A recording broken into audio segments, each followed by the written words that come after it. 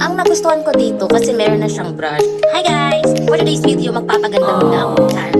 So, for today's video, gagamit tayo nitong makeup foundation stick na to. So, this is a flawless eraser foundation makeup stick. And wag ka, 2-in-1 to ha. Ito yung itsura niya. So, pag inopen mo to, ayan, may foundation siya kasama at at gamit na gamit. Ilang beses ito nagagamit. And napakahari na nito kasi nga meron na siyang brush. Ikaganto mo lang siya, yan, iikot mo lang para lumabas yung foundation. And very blendable ito. So, tara, try natin. Just glide it into your face and ganyan na. Very blendable pala to, kaya kahit padamihan mo or damihan mo yung paglagay, okay lang. Iba-brush lang natin, like this one. Ganyan lang. Pangatamad magdala ng mga kung ano-ano, or else yung mga mag-makeup tapos ayaw magdala ng mga maraming gamit. Okay to guys. I-blend ko lang siya ng maayos and ang ganda to. Yan o. Ang ganda niya o. Flawless. Yan. Ganyan mo lang.